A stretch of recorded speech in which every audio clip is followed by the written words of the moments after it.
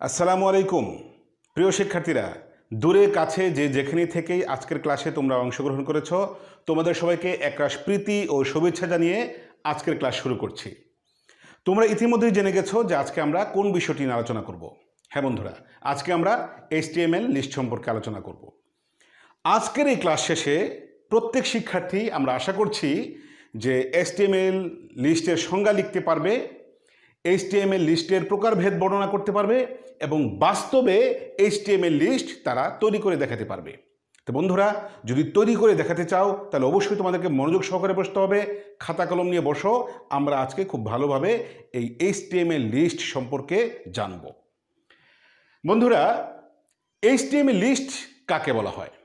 মনে করো তোমার আম্মু তোমাকে বাজার করতে পাঠিয়েছে, তখন কি তুমি একটু বাজারের লিস্ট তৈরি করো না? এটাই একটা লিস্ট। আবার ঈদের তুমি কেনাকাটা করবে, কি কি কিনবে তার একটা তালিকা তৈরি করলে, এটাও এক ধরনের লিস্ট। যখন তুমি কোনো কিছুর তালিকা তৈরি করো, লিস্ট তৈরি করো, তখন তুমি কিভাবে লেখো? নিশ্চয়ই 1 2 3 4 এভাবে একটা নম্বর দিয়ে লেখো। এই যে নম্বর দিয়ে লিখলা, এটা একটা লিস্ট। নিশ্চয়ই তুমি এলোমেলো যেখানে সেখানে একটা কিছু লেখো না। যদি এলোমেলো লেখো তাহলে লিস্ট হিসাবে সেটা ধর্তব্য হবে না। তো দেখো, আমি একটা তোমাদেরকে উদাহরণ দিচ্ছি। এখানে বাংলাদেশের বিভাগগুলোর তালিকা আমি এখানে দিয়েছি।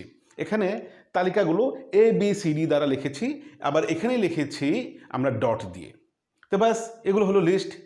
কেউ যদি এই তালিকাটায় এরকম একটু উল্টাপাল্টা এলোমেলোভাবে লেখে, তাহলে কি বলো বন্ধুরা, এটা কি দেখতে সুন্দর লাগছে, ভালো লাগছে?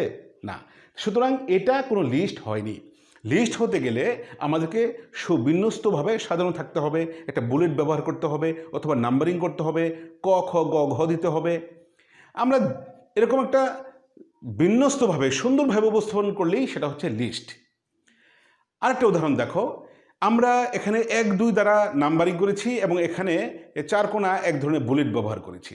আমি যেভাবেই ব্যবহার করি না কেন, নম্বর আনি অথবা বুলেট আনি, বিন্যস্তভাবে সুন্দরভাবে সাজিয়ে লেখা তালিকা আকারে প্রকাশ করলেই সেটাকে লিস্ট বলা হয়। সুতরাং আমরা বলতে পারি যে তথ্যকে তালিকা আকারে প্রকাশ করাকে লিস্ট বলে। যে কোনো তথ্য আমরা যদি তালিকা আকারে প্রকাশ করি, যেমনটি আমরা এখানে প্রকাশ করেছি তালিকা আকারে, এগুলো হচ্ছে আমাদের লিস্ট। তো সুতরাং আমরা বলতে পারি 1 মার্কের প্রশ্নে যে তথ্যকে তালিকা আকারে প্রকাশ করাই হচ্ছে লিস্ট। এবার আমরা আলোচনা করব HTML এ লিস্ট কত প্রকার, অর্থাৎ কতভাবে HTML এ লিস্ট হতে পারে। দেখো, HTML এ লিস্ট 3 প্রকার। একটা হচ্ছে বুলেটেড বা unordered list, numbered, order list এবং ডেফিনেশন লিস্ট। বন্ধুরা, HTML এ আমরা যে ওয়েব পেজ তৈরি করি, সেখানে যখন আমরা কোনো তালিকাকে প্রকাশ করব, তখন আমাদেরকে এই 3 প্রকারের এক প্রকারে অবশ্যই যেতে হবে। তো প্রথমে আছে বুলেটেড বা আনঅর্ডার লিস্ট। আনঅর্ডার লিস্ট কাকে বলা হয়, চলো আমরা দেখে আসি। কোনো তথ্যকে ভরাট বৃত্ত, বর্গাকার বুলেট বা অন্য কোনো প্রতীক ব্যবহার করে তালিকাবদ্ধভাবে প্রকাশ করাকে বুলেটেড বা আনঅর্ডার লিস্ট বলা হয়। মনে করো আমি বাজার লিস্ট তৈরি করছি, সেখানে আমি একটা করে স্টার চিহ্ন দিচ্ছি আর আইটেমগুলো লিখছি, ডাল, চাল, তেল ইত্যাদি স্টার চিহ্ন দিচ্ছি, লিখছি। এটা হচ্ছে আনঅর্ডার লিস্ট, অর্থাৎ আমি যে আইটেমগুলো লিখেছি এগুলোকে কোনো ভ্যালু দিয়ে আমি সাজাইনি। দেখো, আমি এখানে একটা তোমাদেরকে উদাহরণ দিচ্ছি। এই উদাহরণটিতে দেখো, প্রত্যেকটি আইটেমের ভিতরে একটা করে সার্কেল তৈরি করা হয়েছে। আরেকটি উদাহরণ দিচ্ছি, দেখো এখানে একটা করে ডট আছে। এখানে দেখো, এখানে স্কোয়ার আছে, এরপর যেটা আছে এটা আর একটু বড় স্কোয়ার মতো আছে। অর্থাৎ আমরা যদি এরকম বিভিন্ন বুলেট চিহ্ন ব্যবহার করে কোনো তালিকা প্রকাশ করি, তালিকা তৈরি করি, তাহলে সেটাকে কী বলা হয়? Unorder list. আর এই আনঅর্ডার লিস্ট আমরা বিভিন্ন কাজে ব্যবহার করে থাকি। এবার আমরা আলোচনা করব নাম্বারড বা অর্ডার লিস্ট। কোনো তথ্যকে সংখ্যা, বর্ণ দিয়ে তালিকাবদ্ধভাবে প্রকাশ করাকে নাম্বারড বা অর্ডার লিস্ট বলা হয়। তো বন্ধুরা, একটা উদাহরণ দেখলে আমাদের কাছে বিষয়টা ক্লিয়ার হয়ে যাবে। দেখো, এখানে আমরা কিছু লিস্ট তৈরি করেছি। দেখো, 1 2 দ্বারা আমরা এগুলোকে তালিকাবদ্ধভাবে করেছি। এরপরে দেখো, ABCD দ্বারা আমরা এই তালিকাগুলো করেছি। এখানে ছোট হাতের ABCD দিয়েছি। এরপরে এখানে দেখো, আমরা রোমান সংখ্যা দিয়ে তালিকা তৈরি করেছি। অর্থাৎ তালিকা যদি আমরা সংখ্যা দিয়ে অথবা বর্ণমালা দিয়ে তালিকা করি, তাহলে সেটাই হচ্ছে কি? Order list. এবার আমরা আলোচনা করব 3 number definition list. Definition list কি? ডেফিনিশন লিস্ট হলো কোনো একক আইটেমের তালিকা নয়। ডেফিনিশন লিস্ট কোনো একক আইটেমের তালিকা নয়, লিস্টের কোনো আইটেমের বর্ণনা সহ তুলে ধরাকে ডেফিনিশন লিস্ট বলা হয়। বন্ধুরা, কোনো একটা তালিকার কথা বর্ণনা করছি, কিন্তু প্রত্যেকটা তালিকার পাশে আবার তার একটা বিবরণ দিচ্ছি। এই যে বিবরণ সহ উল্লেখ করা, এটা হলো ডেফিনিশন লিস্ট। একটা উদাহরণ দিই, তাহলে বিষয়টা ক্লিয়ার হবে। দেখো, যেমন চা, পাট, আম এসব কিছুর আলোচনা চলছে। আমি এই চা, পাট, আম এগুলোর তালিকা উল্লেখ করছি, কিন্তু পাশাপাশি কি করছি, চা বলতেই সিলেটে চা বেশি জন্মে, ওই বিবরণটুকু আমি দিয়ে দিচ্ছি। আবার পাট, ময়মনসিংহে পাট বেশি জন্মে, আমি এই বিবরণটুকু দিয়ে দিচ্ছি। আম, রাজশাহীতে আম বেশি জন্মে। এই যে প্রত্যেকটা আইটেমের বিবরণ সহ উল্লেখ করা, এটি হচ্ছে ডেফিনিশন লিস্ট। যেমন ধরো, তুমি বাজার লিস্ট তৈরি করলে, কোন আইটেমটি তুমি কত কেজি কিনবে, কি মানের কিনবে, তারও বিবরণ সহ লিখলে, তাহলে সেটা কি হবে, ডেফিনিশন লিস্ট হয়ে যাবে। তো বন্ধুরা, এবার আমরা প্রথম প্রকারে চলে যাব। সেটা কি ছিল, আনঅর্ডার লিস্ট বা বুলেটেড লিস্ট।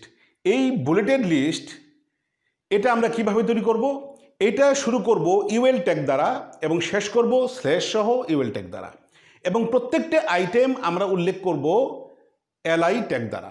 এলআই ট্যাগগুলো হচ্ছে এমটি ট্যাগ, এটার ক্লোজিং ট্যাগ না দিলেও চলে। আর দেখো, এই আনঅর্ডার লিস্ট এর অ্যাট্রিবিউট হচ্ছে একটি, সেটা হচ্ছে টাইপ। কেন টাইপ, যে আমি যে বুলেটগুলো নিব, কী ধরনের বুলেট নিতে পারি, এই জন্য একটা টাইপ অ্যাট্রিবিউট আমাদের ব্যবহার করা হতে পারে। যেমন ধরো, দেখো, আমি গোল গোল নিব, না চার কোণা নিব, না বৃত্ত ভরাট অবস্থায় নিব, কীভাবে নেব। যেমন দেখো, এখানে আমি 4টি উদাহরণ দিলাম। এখানে বৃত্ত ভরাট করা আছে, শুধু সার্কেল আছে, এবং চার কোণা স্কোয়ার মতো বুলেট আছে। আমি কোন ধরনের বুলেট চাচ্ছি, এইটা নিরূপণ করার জন্য আমাদেরকে কি করতে হবে, টাইপ অ্যাট্রিবিউট নেওয়ার প্রয়োজন হতে পারে। তা আমরা এগুলো লেখার জন্য এই ধরনের ট্যাগগুলো ব্যবহার করব, এটা এবং ওইটা। এই ট্যাগগুলো ব্যবহার করে আমরা এই বুলেটেড লিস্ট তৈরি করতে পারি। তো বন্ধুরা, এটা নিয়ে আমরা যখন ব্যবহারিক কাজ করব একটু পরেই, তখন আমরা একটু বিস্তারিত আলোচনা করব, এটা মনে রেখো। এবার আমরা আলোচনা করব 2 নম্বর, সেটা হচ্ছে অর্ডার লিস্ট। অর্ডার লিস্ট, যেটাকে বলা হয় নাম্বার লিস্ট, এটা শুরু হয় ওএল ট্যাগ দ্বারা এবং শেষ হয় স্ল্যাশ ওএল ট্যাগ দ্বারা শেষ হয়, এবং এর প্রত্যেকটি আইটেম এলআই অর্থাৎ এলআই ট্যাগ দ্বারা প্রত্যেকটি আইটেমকে লিখতে হয়। আর পুরো আইটেমের উপরে এবং শেষে ওএল ট্যাগ দিতে হয়। ওএল বলতে অর্ডার লিস্ট, এই ট্যাগ দ্বারা শুরু হবে এবং শেষ হবে less than, slash OL, greater than, এই চিহ্ন দ্বারা আমরা এর সমাপনী টানবো। তো বন্ধুরা দেখো, এই নিচে 4 ধরনের লিস্টের আমি উদাহরণ দিয়েছি। এগুলো লিখতে গেলে আমাদেরকে এই সমস্ত কোডগুলো লেখার প্রয়োজন হতে পারে, এটা এবং ওইটা। এগুলো কিভাবে আমরা লিখব, এটা যখন আমরা ব্যবহারিক ক্লাস করব, তখন আমরা খুব ভালোভাবে বিস্তারিত আলোচনা করব। 3 নম্বর আছে ডেফিনিশন লিস্ট। ডেফিনিশন লিস্ট শুরু হয় ডিএল ট্যাগ দ্বারা, less than, DL, greater than, এটা দ্বারা শুরু হবে, এবং যখন লিস্টের বর্ণনা শেষ হবে তখন less than, slash, DL, greater than, এই ট্যাগ দ্বারা আমরা শেষ করব। আর মাঝখানে যতগুলো আইটেম থাকবে, প্রত্যেকটা আইটেম শুরু হবে ডিডি ট্যাগ দ্বারা। প্রিয় বন্ধুরা, আমরা এইচটিএমএল লিস্টের সংজ্ঞা শিখেছি, এইচটিএমএল লিস্টের প্রকারভেদ শিখেছি, এবং প্রত্যেকটার বিবরণ শিখেছি, কিভাবে এই ট্যাগগুলো তৈরি করতে হয় সেগুলো শিখেছি। এবার আমরা এই সব কিছু বাস্তবে তৈরি করব। বাস্তবে তৈরি করার জন্য আমাদেরকে মনিটরে যেতে হবে। চলো আমরা মনিটরে যাই। মনিটরে যাওয়ার আগে তোমাদেরকে জানিয়ে দিচ্ছি যে আজকের ক্লাসে কিছু প্রশ্ন আমি তৈরি করেছি। এই প্রশ্নগুলোর উত্তর তোমাদেরকে দিতে হবে, আর এই প্রশ্নের উত্তরগুলো দিতে গেলে গুগল ক্লাসরুমের এই কোডটি তোমাদের প্রয়োজন হবে। এটি তোমরা তোমাদের খাতায় নোট করে নাও। গুগল ক্লাসরুমে গিয়ে এই কোড দিলেই তোমরা আমার প্রশ্নগুলো পেয়ে যাবে। সেখানে গিয়ে তোমরা সবগুলো আনসার করে দিবে। যদি ক্লাস খুব ভালোভাবে বুঝে থাকো, তাহলে ইনশাল্লাহ খুব ভালোভাবে তোমরা আনসার করতে পারবে। চলো আমরা মনিটরে যাই। প্রিয় বন্ধুরা, আমরা মনিটরে চলে এসেছি। এবার আমরা এইচটিএমএল লিস্ট একেবারে হাতে কলমে তৈরি করে দেখব। বন্ধুরা, এই জন্য আমাদের দরকার নোটপ্যাড প্লাস প্লাস একটি সফটওয়্যার। এই সফটওয়্যারটি আমি ওপেন করলাম। ওপেন করলে এটি তোমাদের সামনে এভাবে ওপেন হবে। পুরো পর্দা জুড়ে ওপেন হতে পারে, আমি এটাকে ছোট করে রেখেছি যাতে তোমাদেরকে সবগুলো বিষয় দেখিয়ে দিতে পারি। এটা যখন এভাবে ওপেন হবে, তখন আমরা এখানে আমাদের প্রয়োজনীয় কোডগুলো লিখব। তো বন্ধুরা, আমি যদি আস্তে আস্তে টাইপ করতে থাকি তাহলে অনেক সময় লেগে যাবে। আমি টাইপিংয়ের সময়গুলো ভিডিও ক্লোজ করে সেগুলো কেটে কেটে তোমাদেরকে দেখাচ্ছি। এই হলো আমাদের প্রথম অংশটুকু। এখানে দেখো আমরা HTML কোড তৈরি করার জন্য আমাদের যে মূল কাঠামোটা, সেই কাঠামোটুকু লিখেছি, কিন্তু লিস্ট কী কী তৈরি করব সেটা আমরা এখানে এখনও লিখি নাই। তো এখন আমরা এই আনঅর্ডার লিস্টের প্রথম অংশটুকু এখানে টাইপ করব। বন্ধুরা দেখো, H3 হেডার দিয়ে আমি আনঅর্ডার লিস্ট লিখেছি, এরপরে UL দিয়েছি। UL হচ্ছে আমাদের আনঅর্ডার লিস্টের ট্যাগ। এই ট্যাগ দিয়ে শুরু করলাম, এই ট্যাগ এখানে শেষ করেছি। আর LI দিয়ে এটা লিস্ট, মানে যতগুলো আইটেম আমার আছে ততগুলো আইটেমের ক্ষেত্রে আমাকে এখানে LI দিতে হবে। দেখো বন্ধুরা, এখন এখানে যতটুকু লেখা তোমরা দেখতে পাচ্ছ, এই সম্পূর্ণ লেখাটাই হচ্ছে normal text. Normal text normal থাকে। যখন এটাকে হাইপার টেক্সট হবে তখন এটা আমরা ওয়েব ব্রাউজার দিয়ে এটাকে ওপেন করে দেখতে পারবো। সেটা কেমন দেখো, আমরা এটাকে যখন সেভ করব তখন আর এই লেখাগুলো এরকম স্বাভাবিক কালো রঙের থাকবে না, এগুলো অন্য আকার ধারণ করবে। সেটা কেমন চলো দেখি। এই জন্য আমাদেরকে ফাইলে ক্লিক করতে হবে, ফাইল থেকে সেভে আমরা ডেস্কটপে এখানে লিখে দিব আমরা আমাদের মন মতো একটা নাম দেবো, HTML list 2 নাম দিলাম, HTML। এরপর বলছে যে save age type normal text. না বন্ধুরা, আমরা নর্মাল টেক্সট নয়, এটাকে হাইপার টেক্সটে চাই। তো এই জন্য আমরা এখানে ব্রাউজ করে এই যে হাইপার টেক্সট এখানে সিলেক্ট করে আমি এটাকে সেভ দিয়ে দিলাম। দেখো বন্ধুরা, এখন আর লেখাগুলো আগের মতো নেই। এই সবগুলো লেখা এখন বিভিন্ন রঙে রঙিন হয়ে গেছে। আমরা এখন বুঝতে পারছি কি হবে। আর এটাকে যখন সেভ করলাম ডেস্কটপে, তখন এখানে দেখো ডেস্কটপের এই জায়গায় HTML list2 নামে আরেকটি ফাইল তৈরি হয়ে গেছে। এটিকে যদি আমরা এখন ডাবল ক্লিক করে ওপেন করি, দেখো এই যে আমাদের সেই লিস্টটা এখানে চলে এসেছে। এখন মনে করো আমি এই লেমনের নিচে আরেকটি আইটেম বাড়াতে চাই, তাহলেও আমাকে ওই একই কাজ করতে হবে। LI দিয়ে আমি এখানে ধরো ম্যাঙ্গো লিখে দিলাম, MANGO, ম্যাঙ্গো লিখে আমি যদি এবার এটাকে এখানে সেভ করি আর এখানে যদি রিলোড দিই, তাহলে দেখো এখানে একটি ম্যাঙ্গো চলে এসেছে। তো বন্ধুরা, আমরা এখন অন্য ধরনের বুলেট আনবো। সবসময় যে একই ধরনের বুলেট আনবো তা তো না। এটার জন্য আমাদেরকে কি করতে হবে বন্ধুরা? এটার জন্য আমাদেরকে আবার এটুকুকে নতুন করে আমরা এখানে আনলাম। এই যে UL আনঅর্ডার লিস্ট আছে, এটার এখানে এই গ্রেটার দেন চিহ্ন এবং এর মাঝখানে আমাদেরকে একটা অ্যাট্রিবিউট দিতে হবে। সেটা কি? Type square. অর্থাৎ এখানে যে ফলাফলটা এসেছে সার্কেল জাতীয়, আমরা এরকম চাচ্ছি না, আমরা চাচ্ছি স্কোয়ার। তাহলে আমরা এইভাবে কোডটা লিখবো। এখানে ইনভাইটেড কমা নেই, অ্যাট্রিবিউট দিয়ে দিলাম, দিয়ে এটাকে সেভ করলাম। সেভ করে যদি আমরা রিলোড দিই, দেখো বন্ধুরা এখানে আমাদের এই ইগুলো স্কোয়ার হিসাবে এসেছে। এগুলো গোল, এটা হচ্ছে স্কোয়ার। খুব চমৎকার বন্ধুরা। এবার আমরা যদি এইটাকে আবার কপি করে এখানে নিয়ে আসি আর স্কোয়ারের জায়গায় আমি যদি লিখে দিই সার্কেল, এই স্কোয়ারের জায়গাটায় এখানে যদি আমি লিখে দিই সার্কেল, তাহলে আমাকে এটার ফলাফল সার্কেল হিসাবে আসবে। এই সেভ দিলাম, এখানে আমি রিলোড দিলাম, দেখো এর নিচে চলে আসছে সার্কেল আকারে। বন্ধুরা, এবার আমি অর্ডার লিস্ট নিয়ে কাজ করব। অর্ডার লিস্ট, এই যে আমি কোডগুলো লিখলাম, তোমরা একটু দেখে নাও। আমি টাইপিং করার সময় ভিডিও টেনে দিয়েছি এই জন্য, যাতে আমাদের ভিডিওর ব্যাপ্তি বেড়ে না যায়। তা আমি যখন এটুকু লিখলাম, এখানে কিন্তু আর কিছু নেই। যখন আমি এটাকে সেভ করব এবং রিলোড দিব, বন্ধুরা দেখো এখানে 1 2 3 4 এভাবে এসেছে। আবার আমি যদি 1 2 3 হিসাবে না চেয়ে আমি অন্যভাবে চাই, তাহলে কি করব? দেখো আমি এখানে লিখলাম অর্ডার লিস্ট টাইপ A, অর্থাৎ সবগুলো আউটপুট এই যে 1 2 আকারে হবে না। যদি এরকম রাখি নর্মাল আসবে, ডিফল্ট 1 2। আর যখন আমি টাইপ A দিয়ে দিব, তখন এখানে আমার এইগুলো ABCD এই আকারে আসবে।